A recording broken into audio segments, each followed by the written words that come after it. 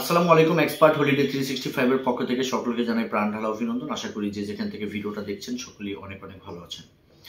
আজকের আলোচনার মূল বিষয়টা হচ্ছে যে আমেরিকার B1 B2 ভিসা পেতে গেলে ভালো ইন্টারভিউ উইথ কনফার্ম ভিসা, এই বিষয়টা নিয়ে আসলে বিস্তারিত ডিটেলসে বলবো। তবে আলোচনা পূর্বে আন্তরিক রিকোয়েস্ট, চ্যানেলটি অবশ্যই সাবস্ক্রাইব করবেন নেক্সট ভিডিওগুলো পাওয়ার জন্য। এছাড়া আপনাদের যদি কোনো মূল্যবান মতামত থাকে চাইলে কমেন্টস বক্সে টাইপ করতে পারবেন। আমরা সময় সুযোগ বুঝে আপনাদেরকে বেস্ট একটা অ্যান্সার দেওয়ার চেষ্টা করবো ইনশাআল্লাহ।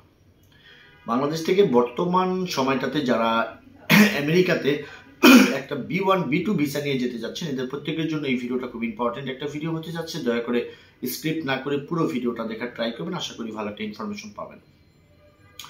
বন্ধুরা, আমরা যখন আমেরিকার প্রসঙ্গে চলে আসি B1 B2 ভিসার ক্ষেত্রে, তখন কিন্তু আমাদের সামনে দুটো জিনিস দাঁড়ায়। সেটা হচ্ছে যে DS-160 ফর্মটাকে সঠিকভাবে ফিল করা অ্যান্ড দেন হচ্ছে ইন্টারভিউ ফেস করা। এছাড়া কিন্তু আসলে এখানে এক্সট্রা কোনো কিছু দিয়ে যে আপনি ভিসা নিয়ে যাবেন এরকমটা কিন্তু সুযোগ খুবই কম। সঙ্গত কারণে আমরা ফোকাস করব DS-160 ফর্মটা আপনি যখন ফিল আপ করবেন ইন্টারভিউ ডেটের পূর্ব মুহূর্তে বা পূর্বে, তখন কিন্তু আপনাকে খুব বারবার চেক করে দিতে হবে। বিকজ ওই DS-160 ফর্মে যে ইনফরমেশনগুলো আপনার মেনশন করা থাকবে সেটার উপর ডিপেন্ড করে কিন্তু আপনাকে ওরা প্রশ্ন করতে পারে, আবার অনেক সময় নাও করতে পারে। তবে ডিএস এর উপর ডিপেন্ড করে আপনাকে ম্যাক্সিমাম প্রশ্নগুলো সাধারণতভাবে করে থাকে। এখন ব্যাপারটা হচ্ছে যে আপনি DS-160 ফর্মটা কমপ্লিট করার পরে যেদিন আপনার ইন্টারভিউ ডেট, ওই দিন কিন্তু আসলে টোটালি ডিপেন্ড করে আপনি ভিসা পাবেন কি পাবেন, এটা আসলে আপনার সুন্দর ইন্টারভিউর উপরে।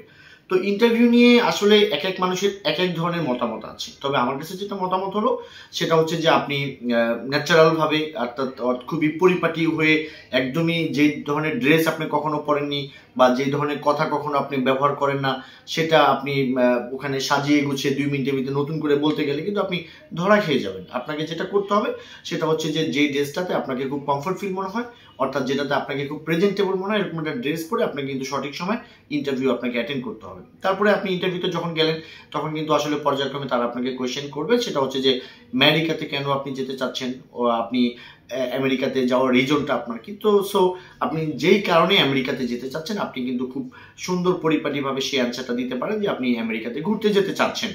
সো আমেরিকাতে ঘুরতে যেতে চাচ্ছেন, এটা কিন্তু আসলে সকলেই বলবে, সবাই বলবে, বিকজ এটা অ্যান্সার। তবে আপনি পারেন এরকম যে ইতিপূর্বে যদি আপনার কয়েকটা কান্ট্রি ভিজিট করে থাকে, সো আপনি বলতে পারেন একটু বড় করে যে আমি এর আগে কয়েকটা দেশ ঘুরেছি কিন্তু আমার আমেরিকা দেখার খুব ইচ্ছা, সো আমি আমেরিকা ঘুরতে যেতে চাচ্ছি। অ্যাট দ্য সেম টাইম আপনার কাছে একটা প্রশ্ন চলে আসতে পারে যে আমেরিকাতে কি দেখবেন। তো আমেরিকাতে কোথায় আপনি যাবেন, সেটা কি ওয়াশিংটন ডিসি থেকে আপনার প্ল্যানিং, নাকি নিউ ইয়র্ক, নাকি মিয়ামি, না ফ্লোরিডা, বা লস অ্যাঞ্জেলেস বা লাস ভেগাস, যেখানে আপনি যান না কেন সেই সমস্ত কিছু স্পেসিফিক জায়গার নাম আপনাকে বলতে হবে যে আমি এটা দেখতে চাই, যেটা কিনা অনেকের চাইতে একটু ব্যতিক্রম হতে পারে, আবার অনেকের সাথে কমন হতে পারে, সেটা কিন্তু বড় বিষয় না।